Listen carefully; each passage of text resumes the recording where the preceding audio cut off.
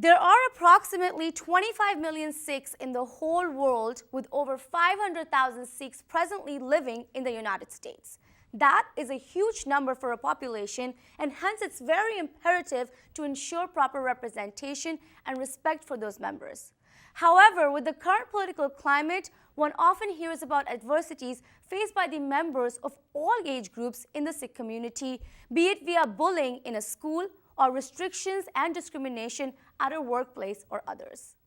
When we spoke to these personalities from the US Army, we saw this new directive on religious tolerance as a method to perhaps combat these negative actions while creating a safe space and a new space for recognition. Not only did they shed light on their perspective of the Army approving religious articles of faith while serving, they also spoke on their journey and their experiences tackling issues of Sikh identity and representation, as well as gender equality. I think we're turning the tide. With the policy change in the Army earlier this year, the other services are now looking very carefully at the Army, and I think they're starting to realize that, look, this isn't such a big deal. Right.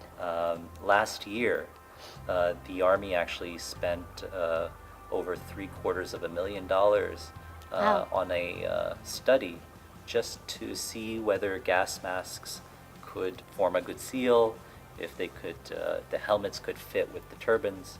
When I have to wear a helmet, I wear like a small patka or bandana. Okay. And I put on the helmet.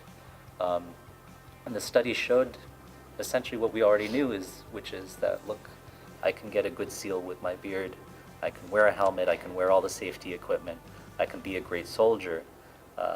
You will accommodate if they accommodate. Of course. That's all it is, That's right? all it is.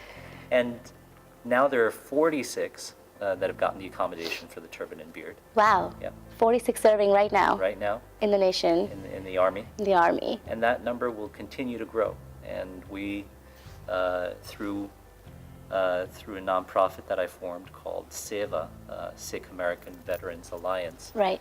we're pushing back against any barriers that Sikh veterans may face, or the Sikh Americans may face, while trying to join the military.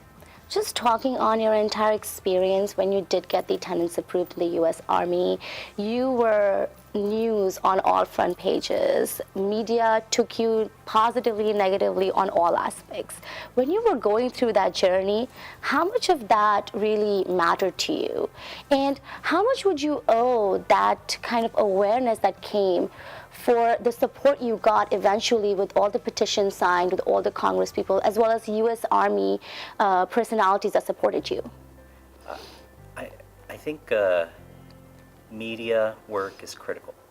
I mean, you have to be able to tell the story, and by us sharing our story and our journey, I think a lot of folks now sort of understand what or who or what Sikhs are, what we represent. Right.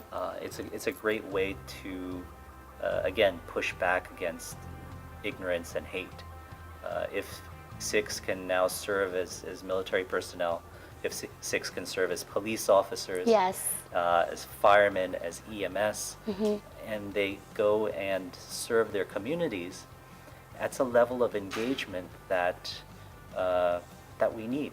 If somebody saves your daughter or your son, it's hard to hate them, right? Right. Like the Marine brother I took care of, I stitched up his wounds. He's not going to hate me. Exactly. Next time he sees a Sikh, he's going to be like, hey, I saw a Sikh when I was in Afghanistan, and he took care of me. And then, so that's the level of engagement that our community needs, and that's exactly the type of stuff that we need to fight back against the intolerance and the ignorance that we're seeing. There's a lot that goes in the nation right now about our population. In that aspect, what has your personal experience been? Personal experience, I'd say, in general, a lot of people, even the way I look in my uniforms, you can't really tell that I'm Indian for most part, but the people that can tell, haven't faced any type of discrimination, but you get those in general population people that you know, they think like, oh, she's a female, so maybe she can't do this, so let me get a guy to help me. Right. I actually, this was a few days ago, I was working a side job, and I'm standing there. These two women needed help lifting something. They walked right past me and went and got the other officer, and I'm thinking like why'd they go get him?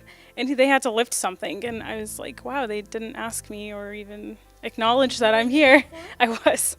So it was really funny. It was actually funny.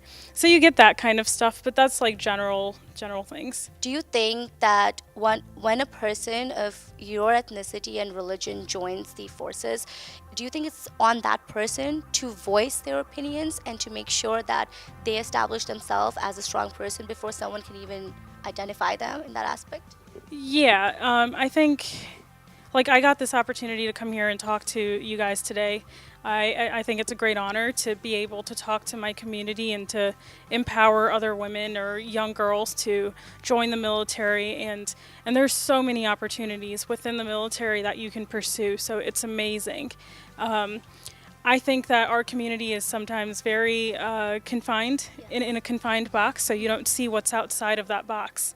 And for me, when I enlisted in the military and went to the different training areas within the states that I've been to, I've met so many different people, and it's amazing how many people you meet and how many different types of people you meet, and it changes your perspective on everything. We are still looking at most of the military not having the same kind of freedom in that aspect as compared to the U.S. Army. Right.